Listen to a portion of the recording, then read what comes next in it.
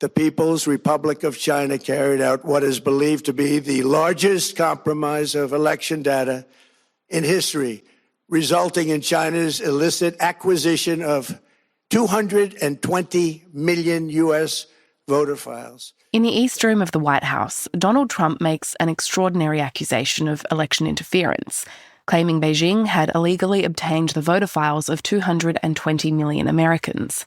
He also accuses US intelligence agencies of hiding the extent of China's activity. Members of the deep state, very, very famous group of people, in many cases, in our intelligence agency work to actively suppress and downplay information about the extent of China's sinister election meddling. Later, Trump claims a Homeland Security review had found around 278,000 non-citizens registered to vote. Even this limited analysis found more than 250,000 foreigners illegally registered to vote. Put together, these disclosures reveal an election system so broken and so vulnerable that no one can possibly defend it. Trump's motivation, critics say, is to sow doubt ahead of the upcoming midterm elections, which he's already made several attempts to reshape, from redrawing maps to restricting voting to firing the entire Electoral Commission. I'm Ruby Jones, and you're listening to 7am. Today, staff writer at The Atlantic, David A. Graham, on Trump's campaign to tilt the midterms and what he could still do before, during and after Election Day. It's Friday, July 24.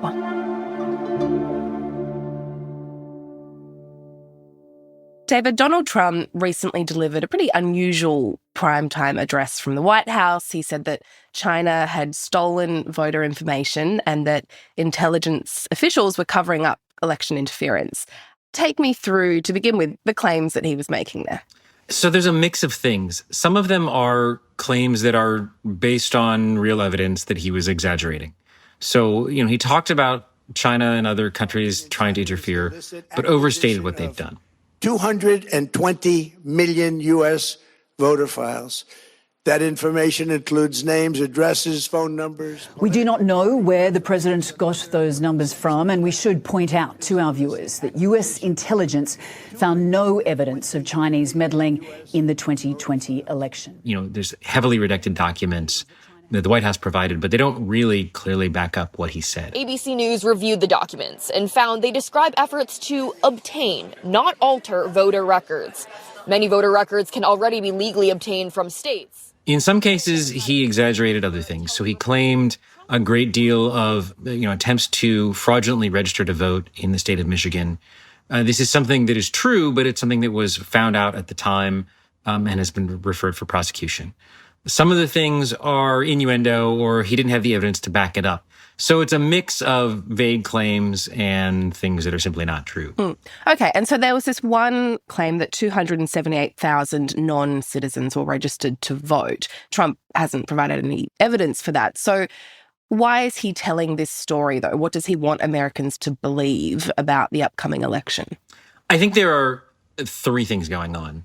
One is this kind of fear-mongering about immigrants is part of Trump's core political appeal and has been for a decade.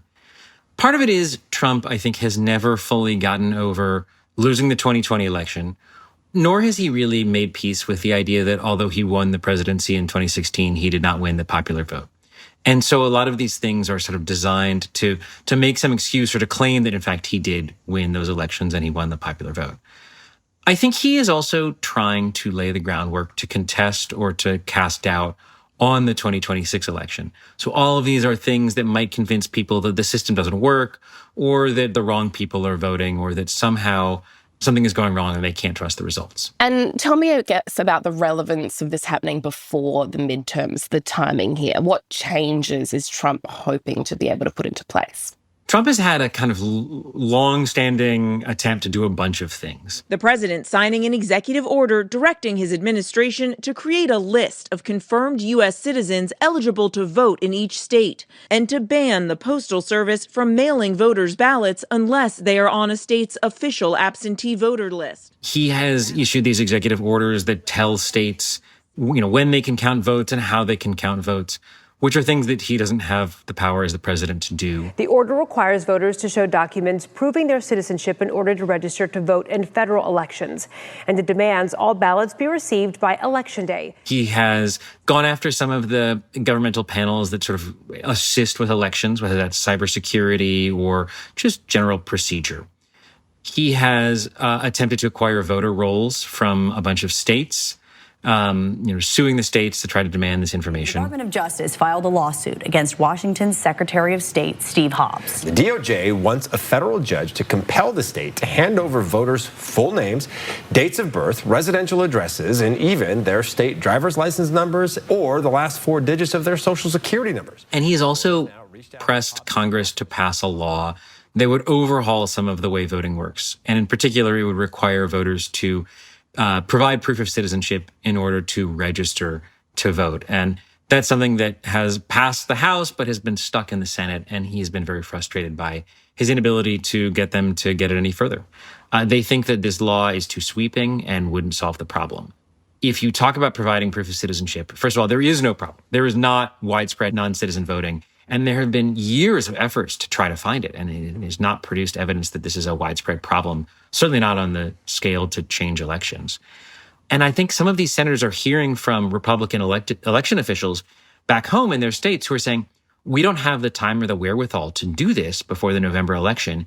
If we try to switch the system now, it will create really serious chaos and be a problem. And I think they're reluctant to do that, which is good.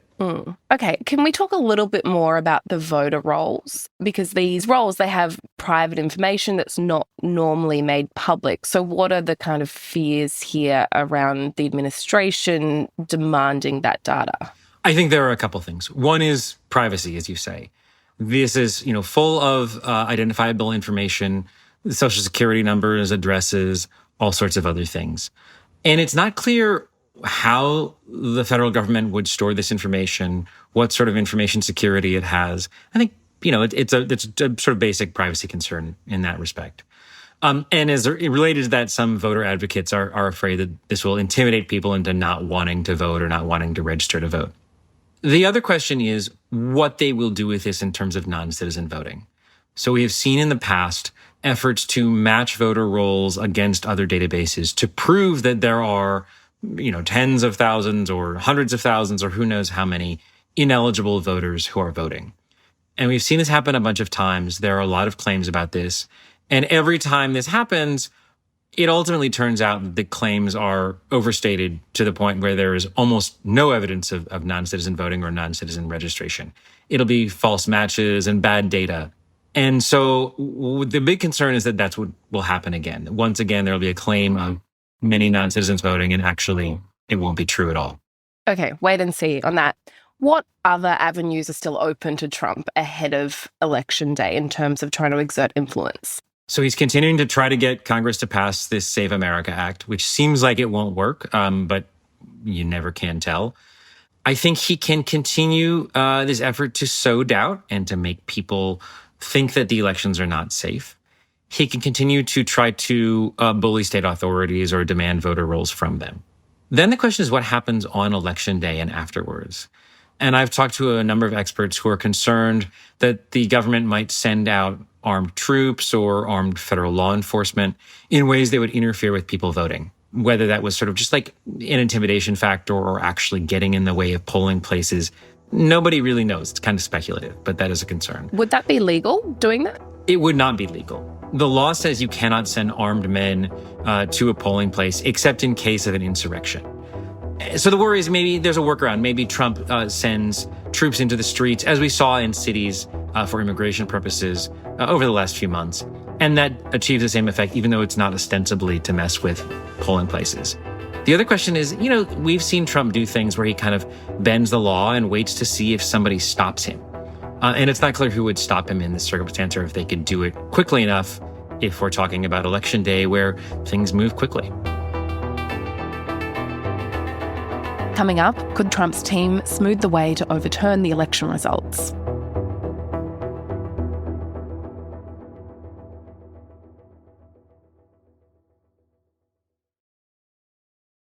David, you mentioned the 2020 election result. Trump wanted to overturn that at the time, but officials in his own administration resisted those demands. How much has changed since then in terms of the people that Trump has surrounded himself with and who is in the position to make those decisions now? I think, for one thing, he has many people around him who are not willing to tell him no. People who don't have the same sort of buy-in to the old system that some of those officials did, and who are sort of more on board with the Trump movement. So those people are less likely to stop Trump. He has brought many people who were election deniers in 2020 into positions of power, including in the Department of Homeland Security, overseeing election integrity. There's also been changes at the state level that I think are important, and the local level, where people who are Trump affiliated or Trump supporters have entered these local offices and these state offices. And so they have power that they didn't have 6 years ago. And some of the Republicans at the state level who stood up to Trump have left office or have been defeated by Trump-supporting candidates.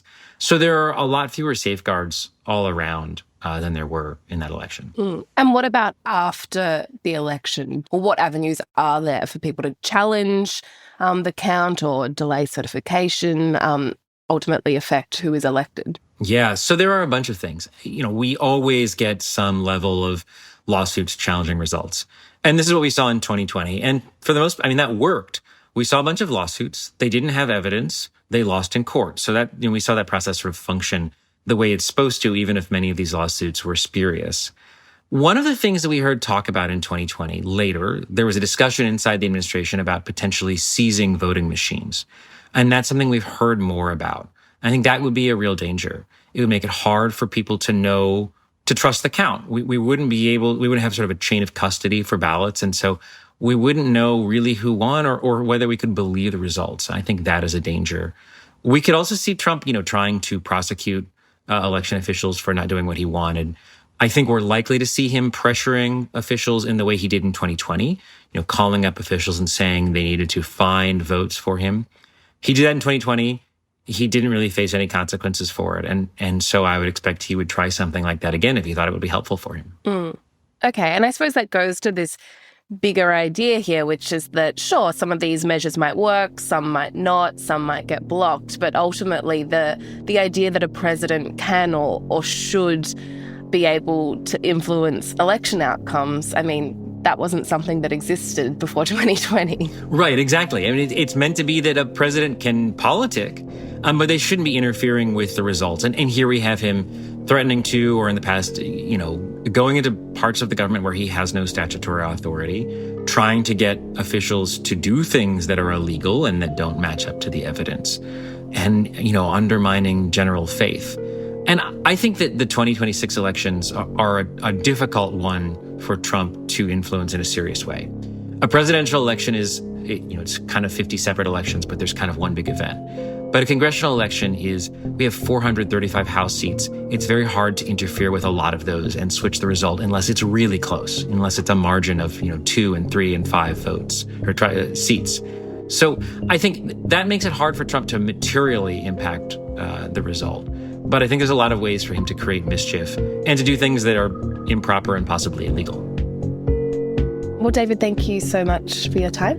My pleasure.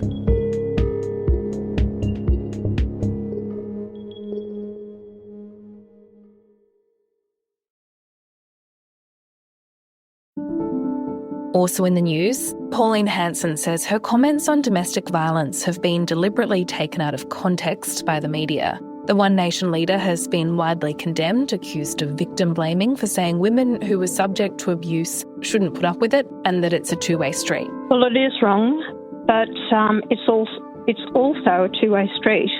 But I'm not saying that it's just men and women can lose their cool as well.